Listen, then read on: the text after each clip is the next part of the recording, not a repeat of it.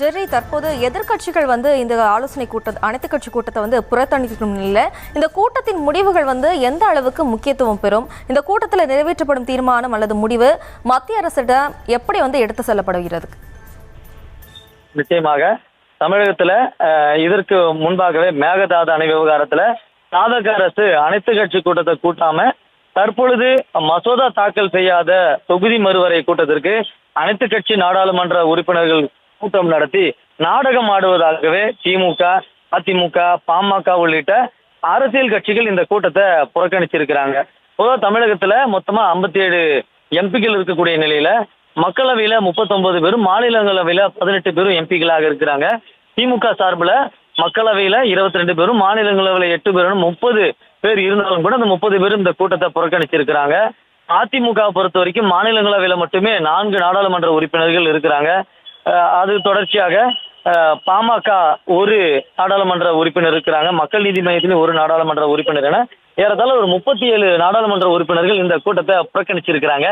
இந்த சூழல்ல பொதுவாகவே இந்த தொகுதி மறுவரையை பொறுத்த வரைக்கும் அனைத்து கட்சிகளுமே எதிர்நிலைப்பாட்டில் இருந்தாலும் கூட தாவேக அரசு கூட்டியது என்ற காரணத்தினாலேயே இவர்கள் புறக்கணிச்சிருக்கிறாங்க. காரணம், இதுவரை இவங்க இந்த மசோதா தாக்கலே செய்யல. இதுக்கு முன்னாடி இந்த ஆலோசனை கூட்டத்தை தொடங்குற நீங்க மேகதாது விவகாரத்திலும் காவிரி நதிநீர் பிரச்சனையிலும் நீங்க கூட்டி இருக்கணும். இதுக்கு முன்னதாக அந்த கூட்டத்தை கூட்டி இருந்தா வரவேற்கத்தக்கதாக இருந்திருக்கும்ங்கிறதே இந்த கூட்டத்தை புறக்கணிச்ச கட்சிகளினுடைய எண்ணமாகவும் இருக்குது. இதற்கான புறக்கணித்ததற்கான பதிலாகவும் இருக்கிறது.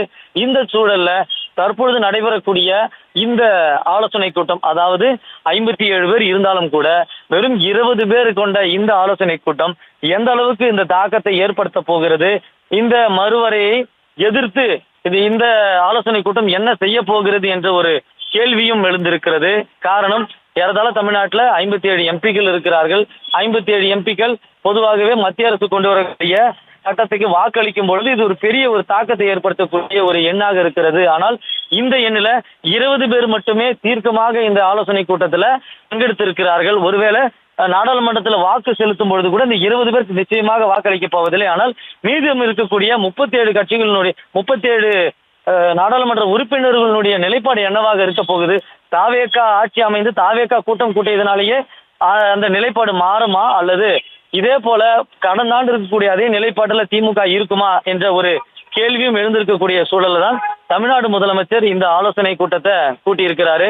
அவர் அழைப்பு ஏற்று அவர் கூட்டணி, அதாவது தாவேகனுடைய கூட்டணி கட்சிகளா இருக்கக்கூடிய நாடாளுமன்ற உறுப்பினர்கள் 20 பேர் மட்டுமே இந்த கூட்டத்துல பங்கெடுத்திருக்கிறார்கள்.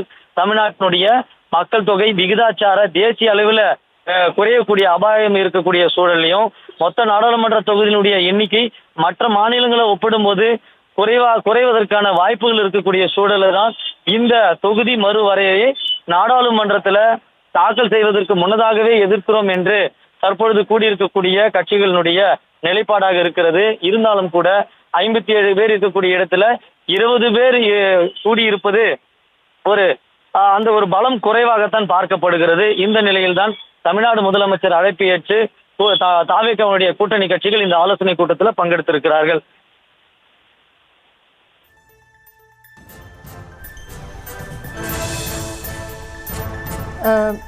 ஜெர்ரி, இப்போ தற்போது தமிழக முதலமைச்சர் விஜய் தலைமையில் தமிழக எம்பிக்கள் கூட்டமானது நடைபெற்று வருது.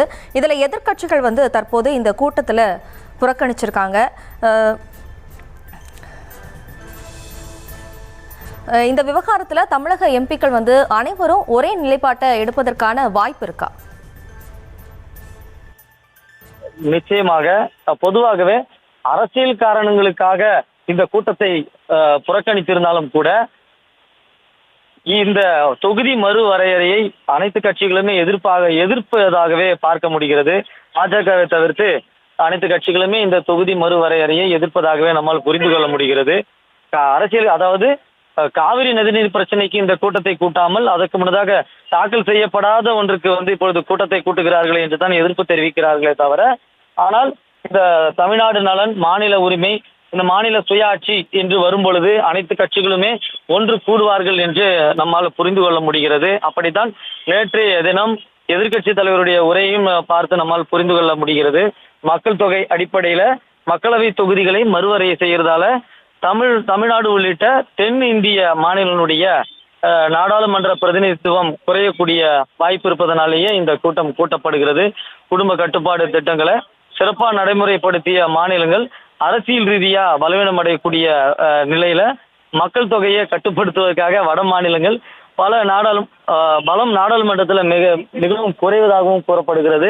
இந்த சூழலிலேயே தமிழக வெற்றி கழக தலைமையிலான ஆட்சி முன்னெடுத்திருக்கக்கூடிய இந்த கூட்டத்தில் 20 நாடாளுமன்ற உறுப்பினர்கள் பங்கெடுத்திருக்கிறார்கள். இந்த சூழல்ல தமிழ்நாடு முதலமைச்சர் தலைமையில இந்த ஆலோசனை கூட்டம் தொடர்ச்சியாக நடைபெற்று வருகிறது.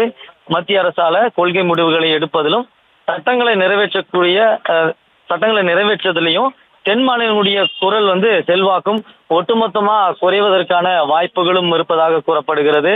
மக்கள் தொகையை கட்டுப்படுத்தியதாகவும் கல்வி சுகாதாரம் போன்ற துறைகள்ல வளர்ச்சி கண்டதாகவும் மாநிலங்கள் அரசியல் ரீதியாக பாதிப்படையக்கூடிய சூழல் உருவாகி இருக்கக்கூடிய நிலையில்தான் இந்த ஆலோசனை கூட்டம் தொடங்கி இருக்கிறது. முதலமைச்சர் தலைமையில தொடர்ச்சியாக இந்த ஆலோசனை கூட்டம் நடைபெற்று வருகிறது.